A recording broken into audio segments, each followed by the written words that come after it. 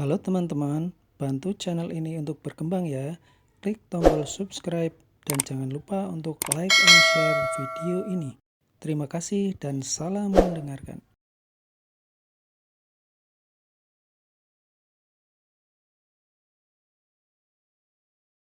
Bab 35, Toyota Prado. Sebenarnya Angel ingin menolak karena hari upacara peletakan batu pertama akan segera tiba. Jadi dia benar-benar punya banyak hal yang harus dilakukan. Namun, apa yang dikatakan Chloe itu benar. Terakhir kali dia sudah tidak pergi, rasanya tidak baik kalau tidak pergi lagi kali ini. Ya, baiklah. Besok aku akan menemanimu jalan-jalan. Angel menjambak sejumput rambutnya sambil menjawab dengan pasrah. Baiklah, kalau begitu besok kita ketemu di tempat biasa. Oh ya, Hawik juga akan datang. Kalau kamu mau, ajak saja Valentino untuk ikut besok. Hawik bilang ajak saja Valentino. Pria juga harus melihat dunia luar, tidak boleh diam di rumah terus. Sebelum menutup telepon, Chloe tiba-tiba mengatakan sesuatu dengan nada penuh arti, seolah-olah dia punya beberapa rencana. Namun, Angel tidak terlalu memikirkannya, hanya langsung menutup telepon setelah menjawab. Valentino, ayo besok jalan-jalan denganku. Ujar Angel pada Valentino sambil masih memegang telepon. Kalau aku selalu pergi setiap kali kamu memintaku pergi, maka aku akan kehilangan muka. Tolak Valentino. Kamu? Angel tercengang. Valentino berani sekali. Berani-beraninya menolaknya. Biasanya Valentino akan mengikuti dan menurutinya dalam semua hal. Jadi ketika tiba-tiba ditolak seperti ini rasanya tidak nyaman. Besok, aku ada urusan. Jelas Valentino. Besok dia memang ada urusan karena besok klub kebugaran Maple Dawn akan dibuka. Jadi dia harus mengawasinya. Angel terdiam beberapa saat, lalu tiba-tiba menatap Valentino sambil bertanya. Ada hal apa yang lebih penting dariku? Wajah Angel sedikit merona merah setelah mengatakannya. Dia hanya menatap lurus ke arah Valentino seperti ini. Valentino saling berpandangan dengan Angel selama beberapa detik, lalu berkata, Ucapanmu masuk akan juga, kalau begitu besok aku akan menemanimu. Tidak ada pilihan lain. Dia hanya bisa pergi ke tempat Danu setelah menemani Angel. Selain itu, meski dia pergi ke tempat Danu, dia juga tidak bisa membantu apa-apa karena semuanya sudah diatur Hendrik. Pria itu pasti tidak akan membiarkan Valentino turun tangan. Setelah mencapai tujuannya, Angel tertawa kecil kemudian berbaring menatap Valentino dari kasurnya. Ada kilatan nostalgia di matanya. Dia sendiri bahkan tidak sadar bahwa akhir-akhir ini sikapnya pada Valentino telah berubah banyak. Dulu, dia akan merasa sangat buang waktu saat mengucapkan sepatah kata saja pada Valentino. Tidak ada rasa lain selain benci saat harus melihat pria itu sepanjang hari. Namun sekarang, ada emosi yang tidak dapat dijelaskan di hati Angel. Mungkin karena Valentino baru saja menolaknya. Angel tiba-tiba menyadari sebuah fakta. Sudah 3 tahun, Valentino telah bersamanya selama 3 tahun. Sebenarnya, Angel dapat melihat bahwa Valentino bukan tipe pria pengecut yang akan tunduk pada orang lain. Valentino tidak pengecut, juga tidak tunduk akan pada Angel. Valentino melakukannya hanya untuk memanjakan dirinya. Bersabar karena cinta. Bahkan demi Angel, Valentino bisa menahan hinaan dari anggota keluarga Kusuma. Dulu, bukannya Angel tidak ingin mengerti, dia hanya tidak mau memikirkannya. Namun hari ini, dia tidak bisa menahannya lagi. Angel tiba-tiba bertanya dengan pelan. Valentino, apa kamu tidak keberatan dengan semua perlakuanku padamu selama ini? Kalau keberatan, dari awal aku sudah meninggalkan keluarga Kusuma. Valentino tersenyum santai. Siapa yang tidak akan keberatan? Hanya saja kalau dibandingkan dengan hal penting lainnya, dia bisa mengabaikan hal semacam ini. Baik kata-kata sinis, penghinaan, ejekan, dan penindasan oleh keluarga Kusuma. Apa kamu tidak keberatan dengan semua itu? Lanjut Angel. Valentino terdiam beberapa saat sebelum perlahan membuka mulutnya. Kamu menanggung lebih banyak dariku. Mana pantas aku keberatan? Angel bergetar hebat. Matanya yang indah tiba-tiba melebar. Valentino tahu itu, pria ini tahu semuanya. Valentino bukannya orang yang tidak punya hati seperti yang terlihat dari luar. Dia bahkan memperhatikan semua hal ini. Terima kasih. Bisik Angel pada dirinya sendiri. Hati manusia itu bukan terbuat dari baja. Siapa yang bisa tetap acuh tak acuh setelah 3 tahun bersama? Keesokan harinya, Angel dan Chloe bertemu di tempat janjian mereka. Tapi kali ini Siska tidak datang. Kepribadian Chloe lebih terbuka dan riang, gaya berpakaiannya tidak sekonservatif Angel. Mereka memiliki gaya masing-masing. Yang satu cantik dengan kepolosannya, sedangkan yang satu lagi cantik dengan keseksiannya. Mereka berdiri di pinggir jalan dan membentuk pemandangan yang indah. Sebagai pelindung, Valentino bisa merasakan tatapan membunuh di sekelilingnya sepanjang waktu.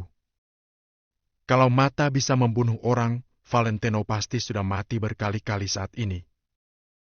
Namun, BMW Valentino seharga ratusan juta ini cukup menyilaukan mata, jadi belum ada orang yang cukup gila dan cari mati untuk berhadapan dengannya. Chloe melirik mobil Valentino sambil berkata dengan nada masam. Mobil ini bagus. Angel, kamu benar-benar rela membeli mobil untuknya. Sampai sekarang, Chloe pikir Angel yang membelikan mobil itu untuk Valentino. Valentino. Pria ini tidak mungkin mampu membayarnya. Bukan aku yang membeli mobil ini. Angel tidak ingin berbohong kepada Chloe, jadi dia langsung menjelaskannya. Bukan kamu yang membelinya? Jangan-jangan Valentino? Chloe sedikit terkejut. Bukankah menurut rumor, Valentino hanya menantu tidak berguna dari keluarga Kusuma? Bagaimana mungkin dia bisa membeli mobil semahal ini? Bahkan bukan hal yang keterlaluan kalau dibilang Valentino yang dulu bahkan tidak mampu bayar uang bensinnya. Valentino tidak membelinya, ini punya temannya. Dia diizinkan untuk mengendarai mobil ini selama beberapa hari. Angel terlihat murung, tapi dia tidak akan menggunakan barang orang lain untuk menyombongkan diri. PVFT?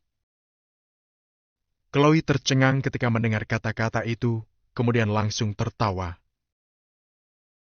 Tidak mungkin. Temannya. Astaga, kalau tidak punya mobil ya tidak usah bawa. Untuk apa sampai pinjam mobil orang lain? Saat ini Chloe merasa sangat bahagia. Awalnya dia agak tidak senang karena seorang Valentino yang dianggapnya pecundang bisa mengendarai mobil yang lebih baik daripada Hawik.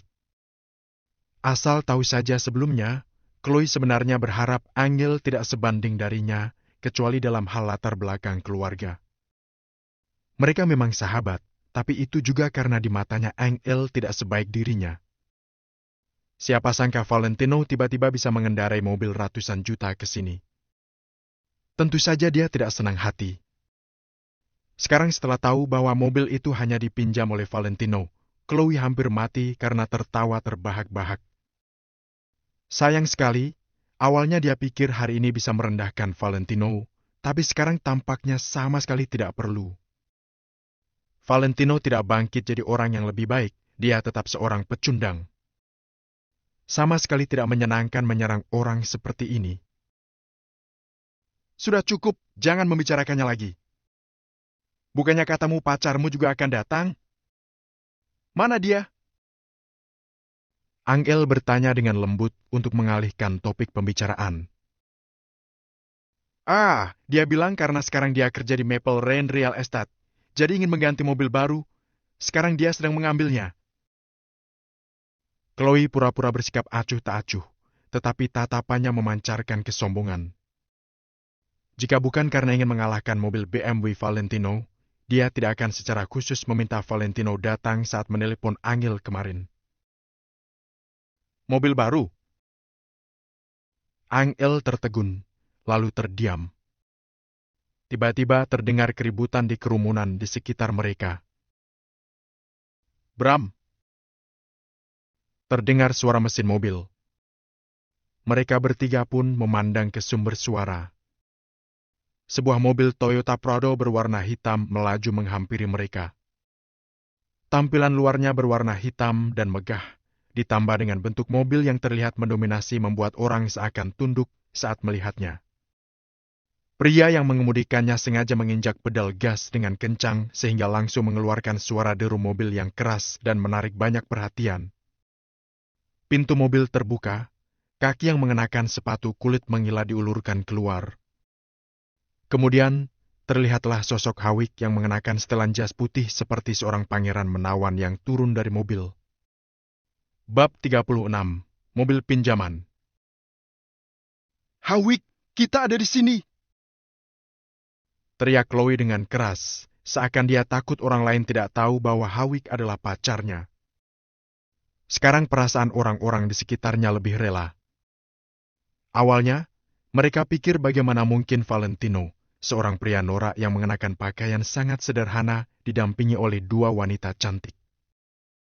Baru sekarang mereka tahu bahwa Tuan sebenarnya adalah pria yang mengendarai mobil Prado itu. Hawik berjalan dengan percaya diri. Dia menyapa Angel dan Chloe, lalu melirik Valentino sekilas. Wow, Hawik, kamu benar-benar membeli mobil Prado!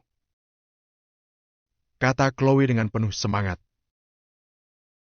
Ya, kita para pria harus mengendarai mobil sejenis Prado. Sambil bicara, Hawik menyipitkan mata ke arah mobil BMW biru Valentino yang memesona di kejauhan, kemudian samar-samar tersenyum menghina. Seolah-olah sedang berkata, mobil yang dikendarai Valentino itu sama sekali tidak cocok untuk dikendarai oleh pria. Valentino menyentuh hidungnya dan tidak menyahut, tapi dalam hati dia sedikit kehabisan kata-kata. Tidakkah menurutmu begitu, Bro Valentino? Hawik kembali menatap Valentino. Astaga, tidak usah mengungkitnya lagi. Mobil Valentino itu sama sekali bukan miliknya, itu pinjaman temannya. Kata Chloe dengan terus terang. Uhuk, uhuk, uhuk. Hebat, aku tidak sebanding denganmu. Hawik tertegun sejenak, lalu terbatuk keras sambil menatap Valentino dengan ekspresi mengejek.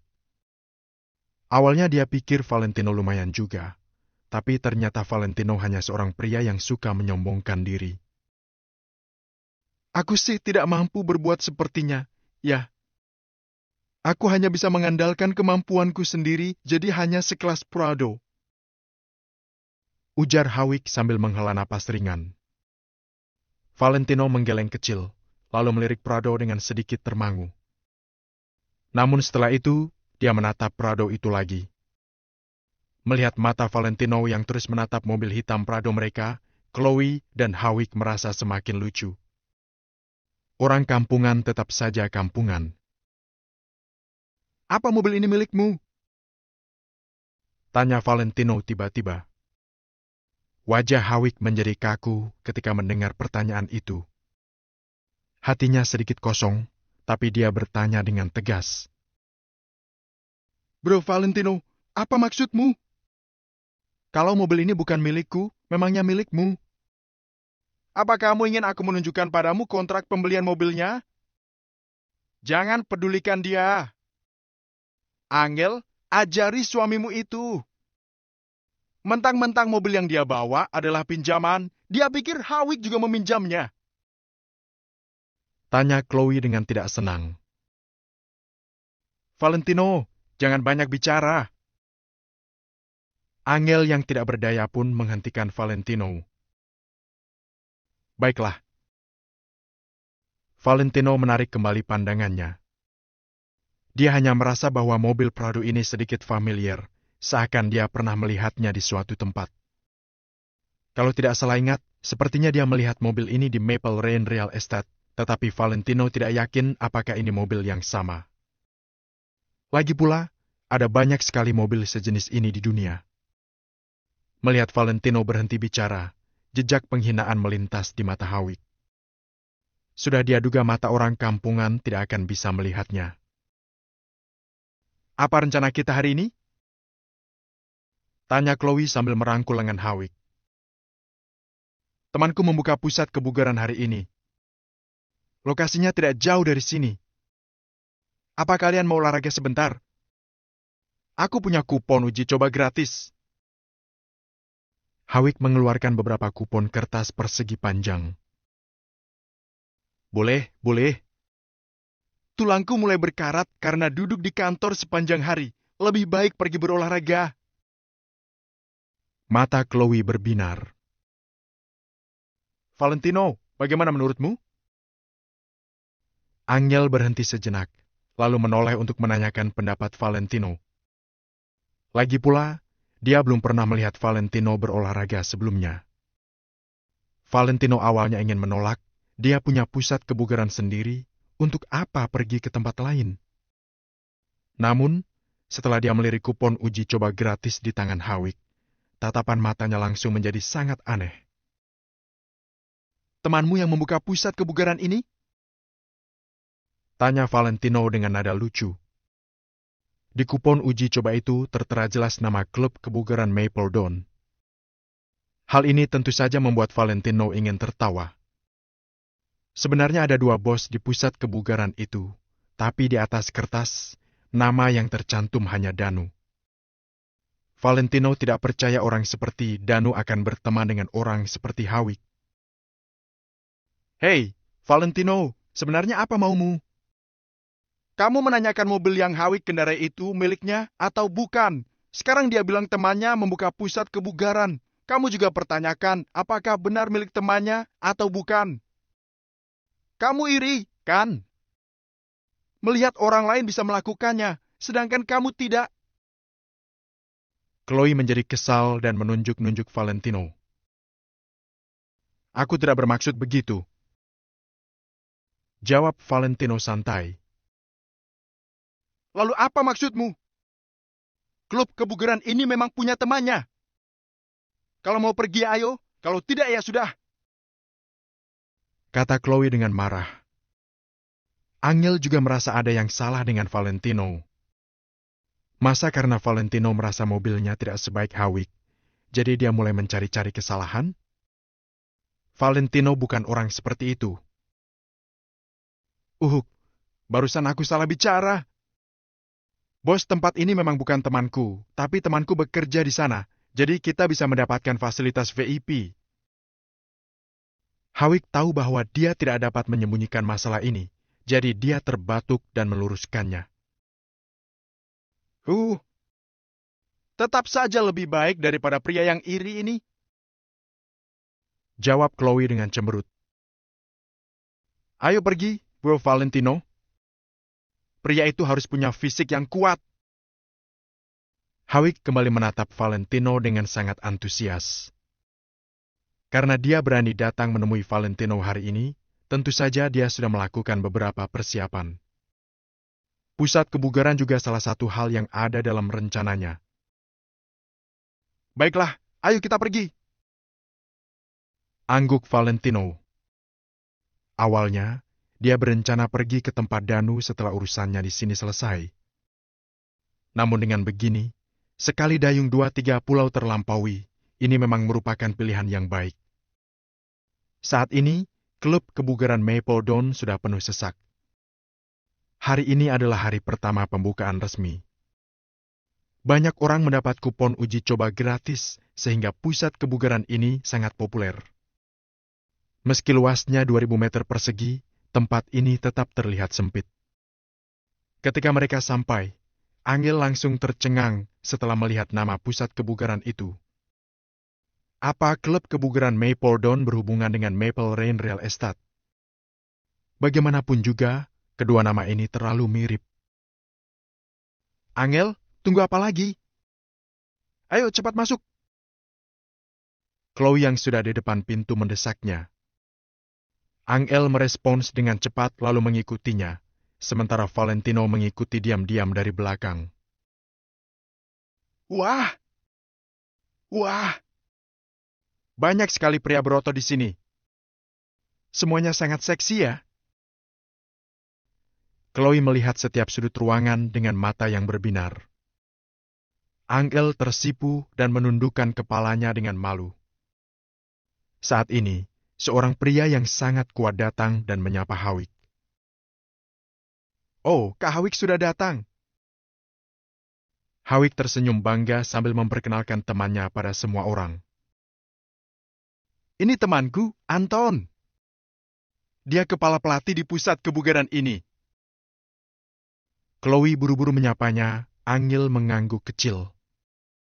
Namun, Hawik tidak bermaksud memperkenalkannya kepada Valentino sama sekali. Namun, Valentino juga senang bisa diam. Dia melihat sekeliling pusat kebugaran. Dengan bantuan orang-orang Hendrik, tempat ini sangat bagus. Chloe dan Hawik hanya bisa mendengus dingin ketika melihat mata Valentino yang menyipit.